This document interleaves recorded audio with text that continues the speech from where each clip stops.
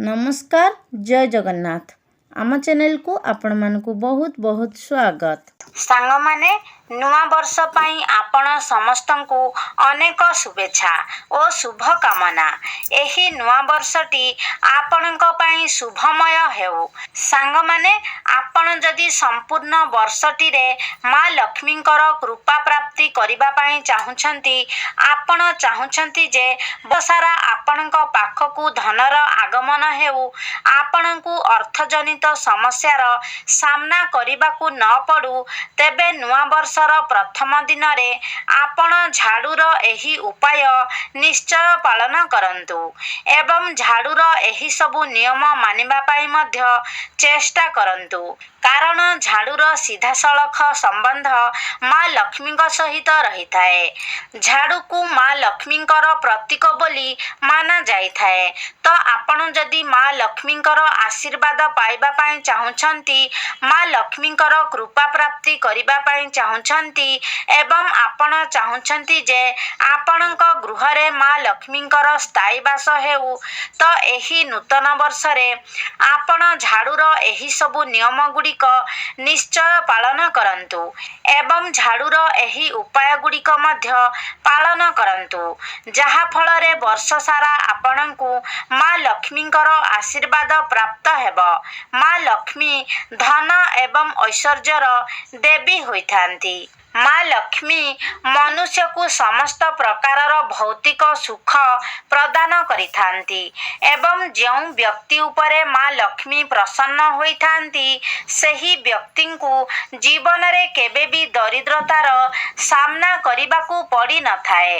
मात्र ଯେଉଁ व्यक्ति उपरे माँ लक्ष्मी रुष्ट होइथांती, सेही व्यक्ति को केही भी बंचाई पारि न थांती। सेही व्यक्ति को दुर्गति एवं दरिद्रता सामना करिबाकू पड़ी थाए। सेथिपाई आमे माने समस्ते माँ लक्ष्मी को सर्वदा प्रसन्न करिबा उचित।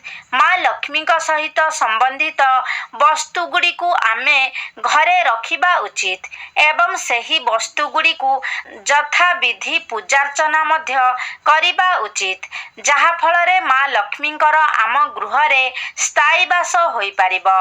तेबे माँ लक्ष्मी सहित जड़ित थिबा वस्तु गुड़िक हेउछि झाड़ू, तुलसी पत्र, मंगलसूत्र, पद्म फूल, शंख, श्रीजंत्र, एही भली अनेक वस्तु रहिछि जहार वर्णना आमर वेद शास्त्र एवं पुराण रे उल्लेख रहिछि।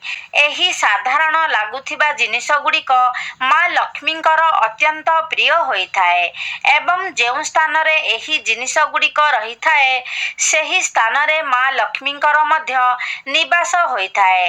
तेबे आजिर एही वीडियो रे आमे आलोचना करिबाकू जाउछि माँ लक्ष्मींकर सबुठारु प्रिय वस्तु झाड़ू विषय। झाड़ूटी आमको अत्यंत साधारण लागुथाई पारे, मात्र झाड़ूटी एक दिव्य वस्तु अटे, कारण झाड़ू मध्यरे माँ लक्ष्मींकर साक्षात निवास होइथाए। सेथिपाई झाड़ूर आम गृहरे एक महत्वपूर्ण स्थान होइथाए। झाड़ू केवल आम घरर अलिया आवर्जना को ही सफा करि न थाए, आम घरर नकारात्मक ऊर्जा गुड़िक मध्य आम घरु बाहर करि देइथाए। माँ लक्ष्मी को स्वच्छता प्रिय होइथाए एवं झाड़ू द्वारा ही आमे आमर घर को स्वच्छ करिथाउ एवं जेउ घरे स्वच्छता न थाए, सेही घरे माँ लक्ष्मी केबे भी वास करि न थांती। तेबे आसंतु जानिनेबा झाड़ू सह जड़ित महत्वपूर्ण वास्तु नियम एवं एमिति किछि महत्वपूर्ण उपाय जहा आपणक दरिद्रता को सबुदिन पाई दूर करिदेब। सांग माने झाड़ू को एक पवित्र वस्तु बोली माना जाइथाए। तो सांग माने राति रे भूल रे भी घरे झाड़ू लगांतु नाही। राति रे झाड़ू लगाइले माँ लक्ष्मी से गृह को परित्याग करिथांती। घर को धन आसीबार समस्त मार्ग बंद हो जाइथाए। सेथिपाई संध्या परे भूल रे भी झाड़ू पोछा ପୋଛା ଲଗାନ୍ତୁ ନାହିଁ। ଯଦି ବି କୌଣସି କାରଣବଶତଃ ଝାଡ଼ୁ ଲଗାଉଛନ୍ତି ତେବେ ମଇଳାକୁ ବାହାରକୁ ରାତିରେ କାଢ଼ନ୍ତୁ ନାହିଁ। କାରଣ ରାତି ସମୟରେ ବାହାରେ ଅଳିଆ ପକାଇବାକୁ ଅତ୍ୟନ୍ତ ଅଶୁଭ ମାନାଯାଏ। କାରଣ ଏଥିରେ ଧନ ସମ୍ପତ୍ତି ଆଗମନରେ ବାଧା ସୃଷ୍ଟି ହୁଏ। ଝାଡ଼ୁକୁ ଠିକ୍ ସ୍ଥାନରେ ରଖିବା ମଧ୍ୟ ଏକ ଗୁରୁତ୍ୱପୂର୍ଣ୍ଣ କଥା ଅଟେ। ଝାଡ଼ୁକୁ ଏପରି ସ୍ଥାନରେ ରଖନ୍ତୁ ଯେମିତିକି ଝାଡ଼ୁ ଉପରେ କେହି ବାହାର ଲୋକର ନଜର ନ ପଡ଼େ। ମାନ୍ୟତା ଅନୁସାରେ ଝାଡ଼ୁକୁ ଭୁଲ ସ୍ଥାନରେ ରଖିଲେ ଘରେ ନକାରାତ୍ମକ ଶକ୍ତିର ପ୍ରଭାବ ବଢ଼ିବାକୁ ଲାଗେ, ଯେଉଁଥିରେ ଘରେ କଳହ, ଅଶାନ୍ତି ଏବଂ ଆର୍ଥିକ ସଙ୍କଟ ଦେଖାଦିଏ। ସାଙ୍ଗମାନେ, ଏବେ ଚାଲନ୍ତୁ ସେହି ଉପାୟଗୁଡ଼ିକ ବିଷୟରେ ଜାଣିବା, ଯାହାକୁ ନୂତନ ବର୍ଷ ଦିନ ପାଳନ କଲେ ଘରକୁ ସୁଖ ସମୃଦ୍ଧି ଆସିଥାଏ। ସବୁ କିଛି ଜାଣିବା ପାଇଁ ଭିଡ଼ିଓଟିକୁ ସ୍କିପ୍ ନ କରି ଶେଷ ପର୍ଯ୍ୟନ୍ତ ନିହାତି ଦେଖନ୍ତୁ ଏବଂ ଚ୍ୟାନେଲଟିକୁ ସବସ୍କ୍ରାଇବ୍ କରି କମେଣ୍ଟ ବକ୍ସରେ ଶ୍ରଦ୍ଧା ଓ ଭକ୍ତିର ସହ ଜୟ ମା ଲକ୍ଷ୍ମୀ ନିଶ୍ଚୟ ଲେଖନ୍ତୁ। ସାଙ୍ଗମାନେ, ଆପଣ ନୂଆ ବର୍ଷ ଦିନ ଶୋଇବା ପୂର୍ବରୁ ଝାଡ଼ୁ ତଳେ ଗୋଟେ ଗୋଟା ହଳଦୀ ଖଣ୍ଡ, ଗୋଟେ ଲବଙ୍ଗ, ଗୋଟିଏ ରୂପାର ମୁଦ୍ରା ରଖି ଶୁଅନ୍ତୁ। ଏମିତି କଲେ ମା ଲକ୍ଷ୍ମୀ ପ୍ରସନ୍ନ ହୋଇଥାନ୍ତି ଏବଂ ଘରେ ସୁଖ ସମୃଦ୍ଧି ବଢ଼ିଥାଏ। ତେବେ ନୂଆ ବର୍ଷ ଦିନ ରାତିରେ ଏ କାମଟିକୁ ନିଶ୍ଚୟ କରନ୍ତୁ। ନୂଆ ବର୍ଷ ଦିନ ରାତିରେ ସ୍ୱପ୍ନରେ ଝାଡ଼ୁ ଦେଖିବାକୁ ଅତ୍ୟନ୍ତ ଶୁଭ ମାନାଯାଏ। ଏହାର ଅର୍ଥ ଖୁବ୍ ଶୀଘ୍ର ଆପଣଙ୍କର ଆର୍ଥିକ ସଙ୍କଟ ଦୂରେଇ ଯିବ। ଶୀତଳା ମା, ଯାହାଙ୍କ ହାତରେ ଝାଡ଼ୁ ଥାଏ, ତାଙ୍କର ମଧ୍ୟ ବିଶେଷ ମହତ୍ତ୍ୱ ରହିଥାଏ। ସାଙ୍ଗମାନେ, ଝାଡ଼ୁ ବେମାରୀ ଏବଂ ନକାରାତ୍ମକ ଶକ୍ତିକୁ ନଷ୍ଟ କରିବାର ପ୍ରତୀକ ଅଟେ। ଝାଡ଼ୁ ଯେ କେବଳ ଘରଦ୍ୱାର ସଫା କରେ ତାହା ନୁହେଁ, ଏହା ମଣିଷ ଜୀବନରେ ଆର୍ଥିକ ଏବଂ ମାନସିକ ଶାନ୍ତି ମଧ୍ୟ ଆଣିଥାଏ। ଝାଡ଼ୁକୁ ସର୍ବଦା ଘରର କୌଣସି ଏକ ନିର୍ଦ୍ଦିଷ୍ଟ ସ୍ଥାନରେ ଲୁଚାଇକି ରଖନ୍ତୁ। ଝାଡ଼ୁକୁ ସର୍ବଦା ଶୁଆଇକି ରଖନ୍ତୁ। ଝାଡ଼ୁକୁ ଠିଆ କରିକି ରଖନ୍ତୁ ନାହିଁ, ନହେଲେ ଘରେ ଧନର ନାଶ ହେବ। ଶୋଇବା ବ୍ୟକ୍ତିର ମୁଣ୍ଡ ଆଡ଼େ ଝାଡ଼ୁ ରଖିବା ଉଚିତ ନୁହେଁ। ସାଙ୍ଗମାନେ, ଏହି ନୂଆ ବର୍ଷ ଦିନ ଏହି ଛୋଟ ଛୋଟ କଥାର ନିଶ୍ଚୟ ଧ୍ୟାନ ରଖନ୍ତୁ। ସାଙ୍ଗମାନେ, ମା ଲକ୍ଷ୍ମୀଙ୍କ କୃପା ପାଇବା ପାଇଁ ଘରକୁ ପରିଷ୍କାର ରଖିବା ସହ ନିଜ ମନ ଏବଂ ବିଚାରକୁ ମଧ୍ୟ ସ୍ୱଚ୍ଛ ରଖନ୍ତୁ। ସତ୍ ମନରେ ଭକ୍ତି ଓ ନିଷ୍ଠାର ସହ କରାଯାଇଥିବା ପୂଜାର ଫଳ ମନୁଷ୍ୟକୁ ନିଶ୍ଚିତ ମିଳିଥାଏ। ସାଙ୍ଗମାନେ, ଝାଡ଼ୁକୁ ଭୁଲରେ ବି ଛାତ ଉପରେ କି ଘର ବାହାରେ ଖୋଲା ଆକାଶ ତଳେ ରଖନ୍ତୁ ନାହିଁ। ଏମିତି କଲେ ଘରେ ଆର୍ଥିକ ସମସ୍ୟା ଦେଖାଦିଏ।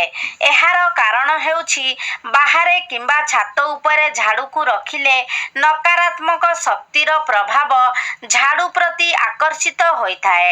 ଝାଡ଼ୁ ସର୍ବଦା ଘରର ଉତ୍ତର ପଶ୍ଚିମ ଦିଗରେ ରଖନ୍ତୁ।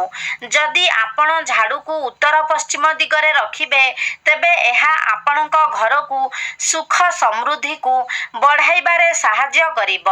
ସାଙ୍ଗମାନେ, ନୂଆ ବର୍ଷ ଦିନ ଆପଣ ଝାଡ଼ୁ ତଳେ ଗୋଟେ ରୂପାର ମୁଦ୍ରା ଲୁଚାଇକି ରଖନ୍ତୁ। ରୂପାର ମୁଦ୍ରା ନଥିଲେ ଆପଣ 1 ଟଙ୍କା ମୁଦ୍ରାକୁ ମଧ୍ୟ ଝାଡ଼ୁ ତଳେ ଲୁଚାଇକି ରଖିପାରିବେ। ମାନ୍ୟତା ଅନୁସାରେ ଝାଡ଼ୁରେ ନକାରାତ୍ମକ ଶକ୍ତି ରହିଥାଏ ଏବଂ ରୂପା ସେ ନକାରାତ୍ମକ ଶକ୍ତିକୁ ନଷ୍ଟ କରିଦେଇଥାଏ। ଏହାପରେ ତା ପରଦିନ ସକାଳେ ଆପଣ ସେ ରୂପାର ମୁଦ୍ରାକୁ ଗଙ୍ଗା ଜଳରେ ଧୋଇ ଠାକୁର ଘରେ ରଖିଦିଅନ୍ତୁ କିମ୍ବା ମା ଲକ୍ଷ୍ମୀଙ୍କ ଚରଣରେ ଅର୍ପଣ କରିଦେବେ। ଏହାପରେ ସେ ରୂପାର ମୁଦ୍ରାକୁ ନେଇ ଆପଣ ନିଜର ଧନ ରଖିବା ସ୍ଥାନରେ ମାନେ ଆଲମାରିରେ ରଖିଦିଅନ୍ତୁ। ଏହି ମୁଦ୍ରା ବର୍ଷ ଯାକ ଆପଣଙ୍କ ଘରେ ଧନର ଅଭାବ ହେବାକୁ ଦେବ ନାହିଁ। ଏହା ଏକ ସରଳ ରାମବାଣ ଉପାୟ ଅଟେ। ଏହା ଆପଣଙ୍କ ଜୀବନରେ ସକାରାତ୍ମକ ପରିବର୍ତ୍ତନ ଆଣିବାରେ ସାହାଯ୍ୟ କରିବ। ସାଙ୍ଗମାନେ ଛୋଟ ଛୋଟ ଉପାୟ ମଧ୍ୟ ଆମ ଜୀବନରେ ବଡ଼ ପରିବର୍ତ୍ତନ ଆଣିପାରିବ।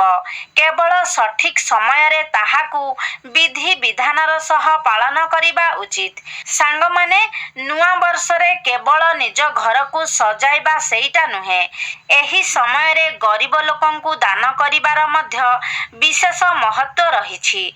ଏହି ନୂଆ ବର୍ଷର ପ୍ରଥମ ଦିନରେ ଆପଣ ନିଜର ସାମର୍ଥ୍ୟ ଅନୁସାରେ ଗରିବ ଲୋକଙ୍କୁ ଖାଦ୍ୟ ବସ୍ତ୍ର ଆଦି ନିଶ୍ଚୟ ଦାନ କରନ୍ତୁ। ଏମିତି କଲେ ଆପଣଙ୍କ ଉପରେ ଚାଲିଥିବା ଗ୍ରହ ଦୋଷ ମଧ୍ୟ ଦୂର ହେବ। ସାଙ୍ଗମାନେ ଆପଣ ଏହି ନୂଆବର୍ଷ ଦିନ ଗୋଟିଏ ନୂଆ ଝାଡ଼ୁ କିଣି ଆଣି ତାହାକୁ ଗୁପ୍ତରେ ଦାନ କରିବା ମଧ୍ୟ ଅତ୍ୟନ୍ତ ଶୁଭ ମନାଯାଏ। ଆପଣ ଗୋଟେ ନୂଆ ଝାଡ଼ୁ କିଣି ମନ୍ଦିର ବାହାରେ ରଖିଦିଅନ୍ତୁ। ସେଠାରୁ କେହି ନା କେହି ନିହାତି ସେ ଝାଡ଼ୁକୁ ନେଇଯିବ। ଝାଡ଼ୁକୁ ଗୁପ୍ତରେ ଦାନ କଲେ ମା ଲକ୍ଷ୍ମୀ ଆପଣଙ୍କ ଉପରେ ପ୍ରସନ୍ନ ହୋଇଥାନ୍ତି। ସାଙ୍ଗମାନେ ଏହି ନୂଆବର୍ଷ ଦିନ ଆପଣ ମା ଲକ୍ଷ୍ମୀଙ୍କୁ ପ୍ରସନ୍ନ କରିବା ପାଇଁ ପଦ୍ମ ଫୁଲ ଅର୍ପଣ କରନ୍ତୁ।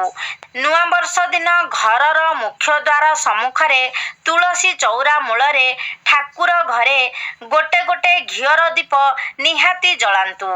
ସାଙ୍ଗମାନେ ଏହି ଦିନ ପଦ୍ମ ମଞ୍ଜି କିମ୍ବା ପଦ୍ମ ମଞ୍ଜିର ମାଳ ଆପଣ ମା ଲକ୍ଷ୍ମୀଙ୍କୁ ଅର୍ପଣ କରନ୍ତୁ। ସାଙ୍ଗମାନେ ଏହି ନୂଆବର୍ଷ ଦିନ ଆପଣ କଉଡ଼ି, ଗୋମତୀ ଚକ୍ର, ଶଙ୍ଖ, ହଳଦୀ ଖଣ୍ଡ ଆଣି ଠାକୁର ଘରେ ରଖନ୍ତୁ। ଏଗୁଡ଼ିକୁ ଠାକୁର ଘରେ ରଖି ପୂଜା କରିବାକୁ ଅତ୍ୟନ୍ତ ଶୁଭ ମନାଯାଏ।